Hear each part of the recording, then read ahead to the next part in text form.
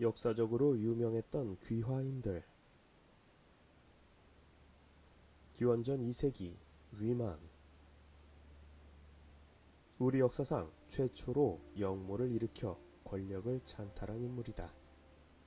위만의 출신에 대해선 그동안 학계에서는 논란이 많았는데 고조선 유민설과 중국계 연나라 사람이다라는 설이 대립한다. 그런데 사마천의 사기에는 연나라 사람, 즉 중국인이라 나와있다. 그렇기는 하지만 그는 중국인의 정체성을 버리고 고조선으로 투항한 고조선 사람이었다. 고로 위만조선은 당연히 우리 역사인 것이다. 과거 페루 대통령이 일본계라고 페루가 일본 영토가 되고 현재 필리핀 대통령이 중국계라고 필리핀이 중국 영토가 되는 것은 아니지 않는가. 김일제, 기원전 1세기. 기원전 1세기경 인물인데 흉노족이다. 흉노는 고대 몽골 초원의 유목민들을 말함. 한나라의 포로로 끌려와서 한 무제의 신임을 얻고 김씨라는 성씨를 하사받는데 이게 중국 최초의 김씨라 한다. 그리고 이를 근거로 한국의 김씨는 모두 여기에서 파생되었다는 주장이 있다.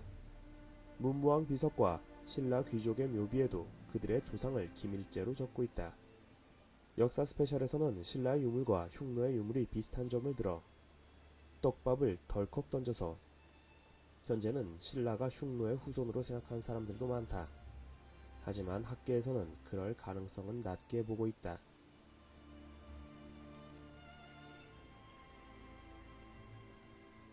왜냐하면 6세기 이후 신라로 중국의 문물이 전래되면서 중국의 예법을 따라하려는 의식이 싹트게 되는데 가령 조상 숭배라든지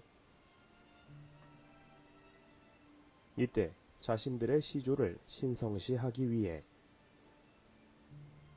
유명한 위인들을 도용하는 일이 잦았기 때문이다.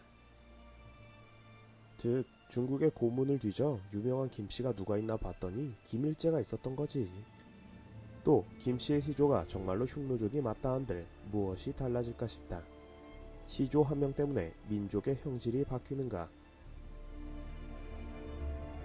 1대손, 2대손 이런 식으로 불과 4대손만 거쳐도 그 피는 16분의 1, 즉 6%밖에 남지 않는다. 만약 500년이면 100만분의 1, 1000년이 지나면 1조분의 1이 된다. 헐.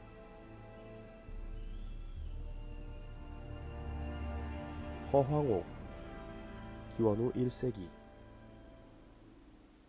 2000년 전 가야의 김수로왕은 아유타국의 허황옥과 결혼을 한다. 삼국유사 가락국기에 그 내용이 실려있는데 좀 터무니없는 이야기 같아도 최근 고고학적으로 어느정도 검증이 되었다 한다. 가령 당시 가야인들의 유골에서 남방계 DNA가 많이 나왔다는 점과 과거 김해 지방이 남방과 교류를 많이 했던 인구 2만 명 규모의 해상 성읍 국가였다는 주장부터 허황옥이 가지고 온 파사석탑의 재질이나 양식이 우리나라의 것이 아니라는 주장 등이 허황옥 인도태생설의 근거들이다. 만약 진짜로 허황옥이 인도의 아유타국에서 왔다면 북인도의 아유디아로부터 무려 1만 킬로미터를 이동해왔다는 말이 된다. 석탈해, 기원후 1세기. 일본의 오키도 태생의 왕자인데 알에서 태어났다고 하기 때문에 아버지가 배에 실어 내다 버렸는데 우리나라는 유난히 난생설화가 많다는. 박혁것의 동명왕, 수로왕, 김활지 모두 알에서 태어남. 이후 가야에 가서 왕위를 내놓으라고 김수로에게 대들다가 얻어터지고 신라에 가서 이대왕 남해의 사위가 되어 이후 신라의 4대왕 탈의 이사금이 되었다는 드라마틱한 전설의 주인공이다. 신화적인 이야기가 많기 때문에 정말로 일본 출신인지는 의문이다. 이용상, 13세기. 13세기 초 월남 리왕조의 왕자였던 이용상은 외척들에 의해 폐위되고 왕족이 몰살당하는 상황에서 구사일생으로 부하들과 함께 탈출한 후 배에 몸을 싣고 정처 없이 떠나게 된다. 그러다 도착한 곳이 월남에서 3600km 떨어진 황해도의 옹진반도 끝자락 화산이라는 마을이었는데, 이때 그는 귀화를 반기는 고려 왕조의 정책대로 땅과 벼슬을 받고 황해도 옹진군 일대에서 지방 호족이 되어 유복하게 잘 산다. 당시 이용상과 고려 고종의 이야기가 재미있다. 망국의 왕자를 어찌 이렇게 과하게 대접해 주십니까? 망국이라는 건 어떤 나라도 피할 수 없소. 나도 언제 그렇게 될지 모를 일 아니요. 참고로 당시 고종은 무신정권의 허수아비였음. 그러던 중 몽골의 침입이 발생하는데, 이때 이용상은 고려의 보훈이라도 하듯 의병을 이끌고 몽골군을 격파하고 황해도 옹진군 일대를 몽골군으로부터 지켜낸다. 이런 사실이 조정에 알려지자 이용상은 화산 이씨의 성씨를 하사받고 화산군에 봉해진다. 무려 군호를 받은 것이다. 와, 대단함. 그리고 이런 이용상의 활약상은 오늘날 월남에서도 크게 칭송되고 기려지고 있다고 한다. 참고로 이용상이 몸담았던 리왕조를 건국한 리태조는 우리나라로 치면 세종대왕급으로 존경받는 국가적 영웅이라 한다.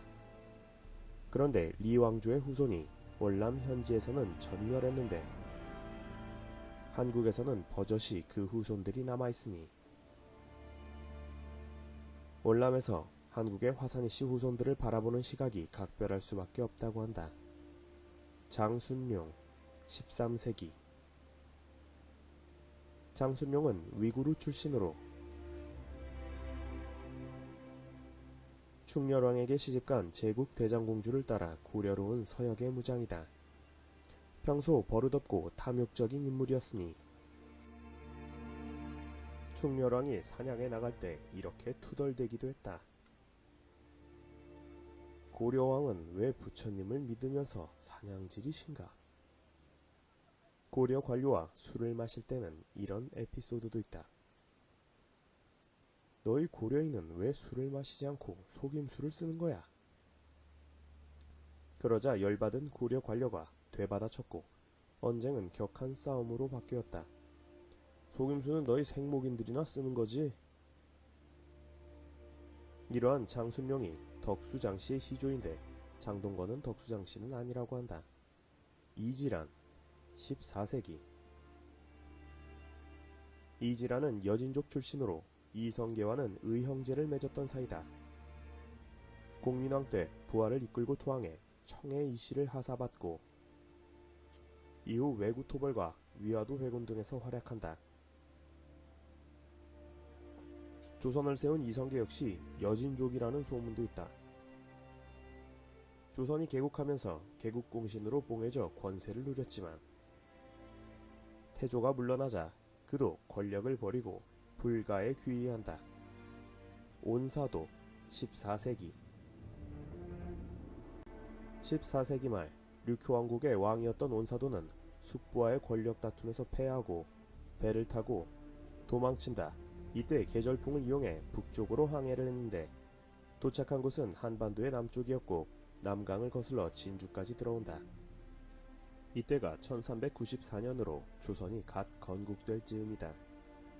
소식을 들은 태조는 온사도를 후하게 대접하였고 조정에도 불러 조회에 참석하도록 배려했다. 하지만 온사도는 4년 만에 죽어버리고 후손은 남기지 못했다. 김충선 17세기. 임진왜란 당시 가토 기요마사의 수하 장수로 잠전했는데 평소 유학을 숭배하고 평화를 숭상하여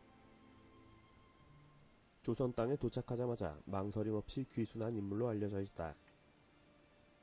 하지만 투항한 의도가 조금 억지스러워서 속 사정이 있지 않을까 싶기도 하다. 아무튼 김충선의 투항 이후 조선 전술에 대대적인 변화가 일어난다. 조총 대항법과 조총 제작술, 사격술 등을 김충선에 의해 발전시킬 수 있게 된 것. 이런 공로로 그는 김씨성을 하사받는데, 원래 우록 김씨로 알려졌지만 요즘은 사성 김해 김씨로 통용되고 있다. 사성은 하사받은 성이란 뜻이다. 그는 이후 선조 광해군 인조를 거쳐 북방 방어를 맡았고 이괄의 난과 무려 병자호란까지 겪는다. 그가 후손에게 남긴 유언은 나서지 말고 자중하며 살아라 였다. 우리나라에는 얼마나 많은 귀화 성씨들이 들어왔을까. 우리나라 성씨의 개수는 15세기 세종실록 지리지에는 250개, 18세기 동국 여지승람에는 277개가 적혀있다. 원래 토착 성씨는 모두 150여 개가 있었는데 신라시대에 40여 개, 고려시대에 60여 개가 추가되었고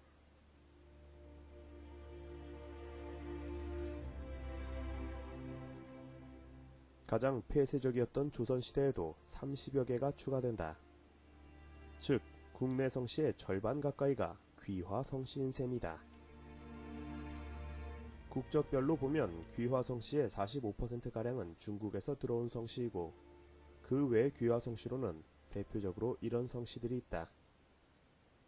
몽골계, 연안인씨, 만주계, 청해이씨, 이질안의 후손이다.